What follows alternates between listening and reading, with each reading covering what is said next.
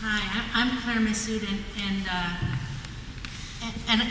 I have a few remarks I'm going to read because I'm nervous about it all. But I did want to. There's this great irony for me as a writer in the struggle for the Rose Museum, and that is that in the past months I've had many conversations with other writers and with artists about how the financial crisis of our nation may be in some way a salutary thing.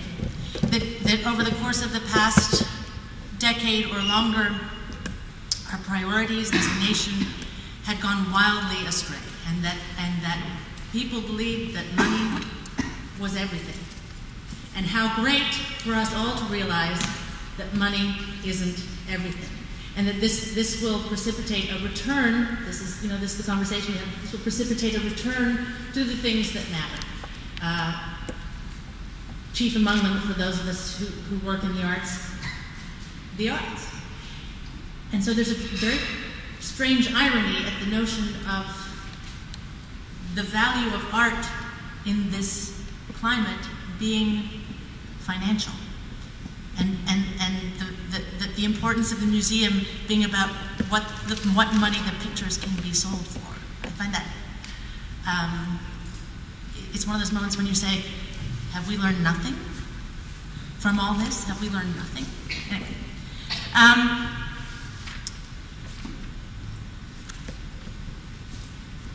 What's the point of having an art collection at a university? Well, you might ask, especially as this is not specifically an art college. One of the things about our times and the times in which money has mammon is the god, is the utilitarian nature of everything. This belief that things have to be purposeful. And if you're an art college, you might have an art collection. But if you're a liberal arts institution, why would you have it? You can't say that each student is required to sit in front of the paintings and copy them in an attempt to learn their techniques.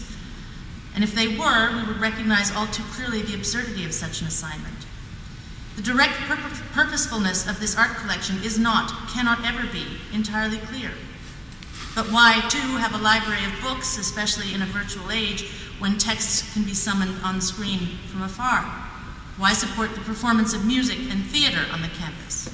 By extension, of course, the perennial question of why any student, or for that matter, any teacher, should bother with a liberal arts education, which in its breadth and open-endedness, in the supreme pointlessness of its form, fails to direct students to any practical profession. Wouldn't it be better to study nursing, or business administration, or mechanics? At a place like Brandeis, surely it still seems a heresy to question the point of the liberal arts. Even at this late date, we're still in agreement that the broader cultural education of our students leads to the richer lives of our citizens. We believe that teaching students not what to think, but how to think, teaching them how fully to be human rather than how to fulfill a practical vocation, is the privilege of an enlightened democracy. If indeed we believe this to be so, if indeed we can still wholeheartedly support the type of education that Brandeis provides to its undergraduate and graduate students, then it stands to reason that we must stand up for the Rose Museum and insist that it be saved. What's at stake is not simply a handful of paintings and the sum of money they may bring at auction, a sum that must perforce prove insufficient, that can only temporarily relieve the financial challenges that the institution must face. No, what is at stake is the university's cultural legacy, a collection that both speaks for and speaks to the members of the institution itself. The Rose represents an investment in recent and contemporary American culture in the art of the 20th and 21st centuries. And I think what Stephen was saying earlier is so important, that it invests thus in we are the stories we tell ourselves, we are the pictures we paint of ourselves, we are the art we create of ourselves. And to have a resource of this kind that represents the art of the past 50, 60 years, and to let it go seems unthinkable. It's not only unthinkable for the students and staff and faculty of Brandeis, but for the community at large.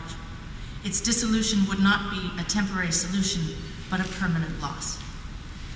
When the short-sighted cabinet members of our previous administration, not university, national, organized and oversaw the invasion of Iraq in 2003, was widely agreed that one of their most egregious early failures, and that's saying a lot given how egregious was the entire enterprise, was their indifference to the invaluable collections at the Baghdad Museum.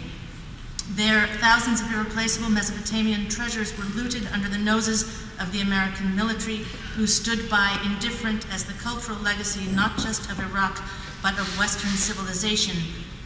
It was, don't you remember from school, the cradle of civilization between the Tigris and the Euphrates, was dismantled in the space of 4 days in April 6 years ago. The international outcry was intense. The effort to retrieve the lost pieces has been passionate and prolonged. Even as the museum reopened for the first time last month, thousands of pieces are still missing and may always be, among them several dozen of the museum's most significant artifacts. At the time of the looting, another American moment of which we can be proud, Secretary of Defense Donald Rumsfeld famously had this to say: "Stuff happens, and it's untidy, and freedom's untidy, and free people are free to make mistakes and commit crimes and do bad things." These words have been remembered and cited as an example of our nation's arrogant ignorance, proof that we're just as culturally vacuous and morally bankrupt as our detractors would like to believe. The Rose Museum may not be the Baghdad Museum, but the analogy is not the less valid for that. Here in America today, in a time of economic crisis, as Baghdad was in a time of civil and political crisis in 2003, we find ourselves the custodians of our cultural heritage. We can choose in this crisis to protect that heritage, to safeguard that for which, in principle, we exist, or we can sell off that heritage, loot our own vaults in order to pay off a few short-term debts. If we empty the vaults, though, then we're faced with another question altogether. What do we stand for as a culture? Or in this case, what does Brandeis stand for as an institution? Why not cut the French department while we're at it? There are savings to be had there, and Nick's ancient history in the bargain. Yes, Rumsfeld was right. Free people are free to make mistakes and commit crimes and do bad things, but that doesn't mean we should applaud them for it, nor that we should tacitly condone it. When we see mistakes in the making, we must speak out and try to stop them. If Brandeis is to stand as a beacon of higher education, a symbol of the richness of higher learning and cultural and artistic exploration, then it's imperative that its crown jewels, the fruits precisely of that broader culture, of those artists, remain intact. Otherwise, Brandeis risks having a hollow at its core, risks losing some sense of its mission. Once they are sold, no amount of wishing or lamentation, or even efforts to rebuild and rebuy, can bring back the artworks in this precious collection, or can recreate the learning, discovery, and inspiration that their presence at Brandeis encourages. Once the mistakes have been made, as we know all too well from the heinous examples of our shared recent history, they cannot be unmade. And many of you may be familiar with Holland Cotter's article in the New York Times last month, but I thought I would just close with his opening paragraph to that article, which is, "Cease and desist is the advice I give university administrators toying with thoughts of closing their campus museums and peddling the art, as Brandeis recently threatened to do. Just stop. Period. Bad way to go." Hear, hear.